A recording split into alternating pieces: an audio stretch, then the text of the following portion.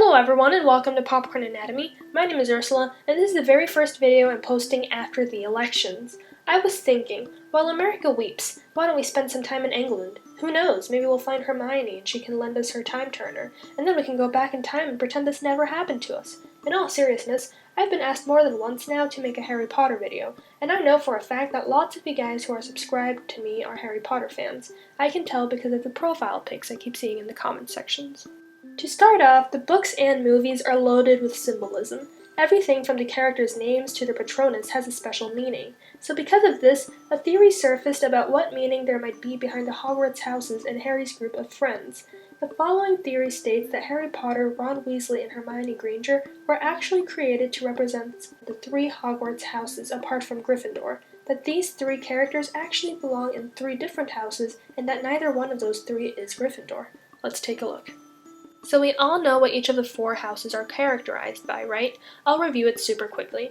Slytherins are characterized by cunningness, ambition, and resourcefulness. These are the traits they value. It's important to remember that although the word Slytherin is often given a bad connotation, not all Slytherins are bad. It's because of extremists like Voldemort and his army that these guys are given a bad name, using Slytherin values for all the wrong reasons. But there are actually many good wizards who've ended up being in this house, like Severus Snape and Harry's son, Albus.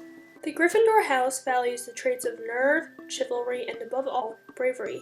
This is the house Harry and his friends were sorted into. Many of the bravest wizards, such as Dumbledore and most of his army, were sorted into this house.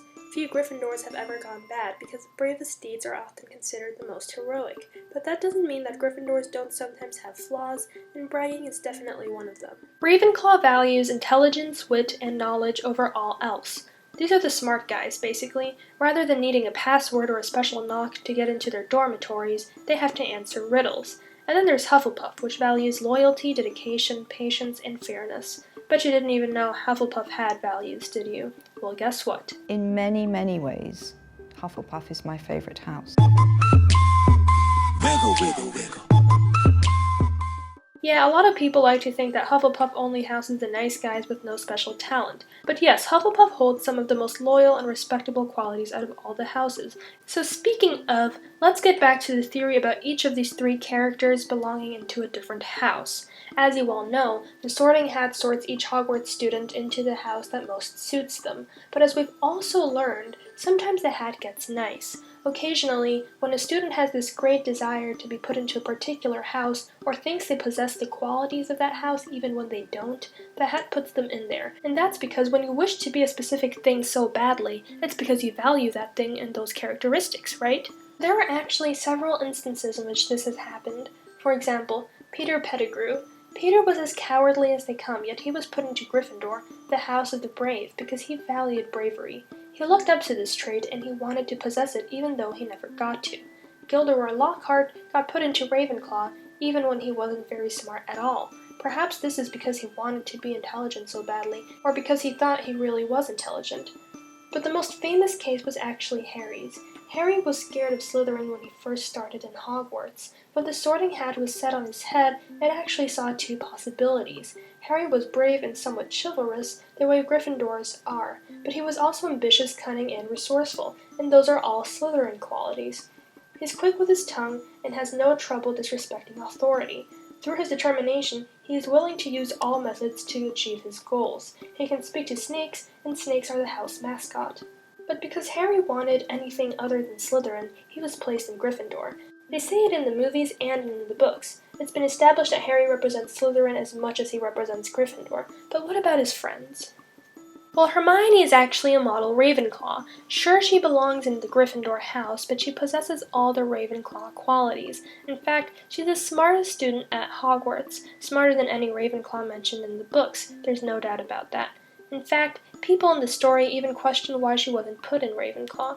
Could it be because she wished to be Gryffindor as well? Hold that thought for a second, I'll come right back to it. Ron, on the other hand, fits into the Hufflepuff house. As I've said before, loyalty, dedication, patience, and fairness are all Hufflepuff qualities, and they're all qualities that Ron embodies, especially the loyalty part. Remember how in the first film, Ron sacrifices himself during a chess game just so that Harry could continue his mission? And there are several heroic things Ron does throughout the series, but it's always his loyalty that makes him do so. Ron is actually a great friend. Even after screwing up time and time again, his loyalty is what makes him come back to his buddies. So do all three of these characters value bravery over their other traits? I don't know. All three of them belong in Gryffindor, that's for sure.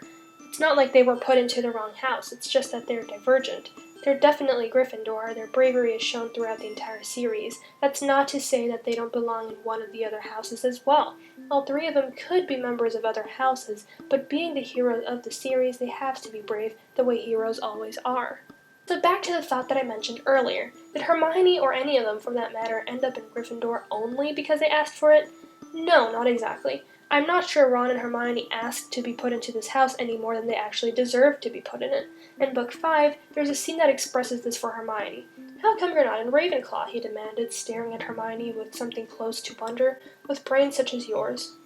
"Well, the Sorting Hat did seriously consider putting me in Ravenclaw during my sorting," said Hermione brightly, "but it decided on Gryffindor in the end." Also, although she values knowledge quite a lot, there are several instances in which she actually says friendship and bravery are more important than books. In fact, when Hermione first meets Ron and Harry, she tells them she'd love to be sorted into Gryffindor, although Ravenclaw wouldn't be bad either, so she may have asked for Gryffindor a little bit, but ultimately the hat put her in there because she really did deserve it. With Ron, it's a little bit different. The hat actually says it's putting him in Gryffindor because that's where Weasleys belong. It never really sits there to ponder which of Ron's traits belong to which house. Of course, Gryffindor proves to be a good pick, because as we see throughout the series, Ron is as brave as Harry and Hermione, but that doesn't mean he couldn't have had traits from other houses as well. In fact, Ron might have wanted to be in Gryffindor enough for the hat to put that into some consideration too. When Ron is introduced at the beginning of the series, he says he doesn't want to be a disappointment to his family. He comes from a family of siblings who all outshine him and wants to make his parents proud. Would it have been the same if he'd ended up in a different house?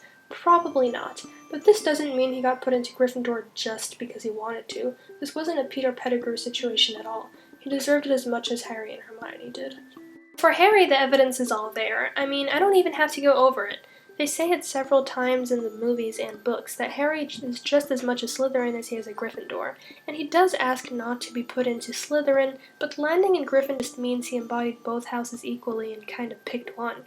I think that symbolism behind all of this is quite touching. The fact that each one of them holds qualities from different houses, but was still worthy enough to be put in Gryffindor proves not only that you can choose to be brave, but also that anyone, no matter what their background or their characteristics are, can be fearless as well.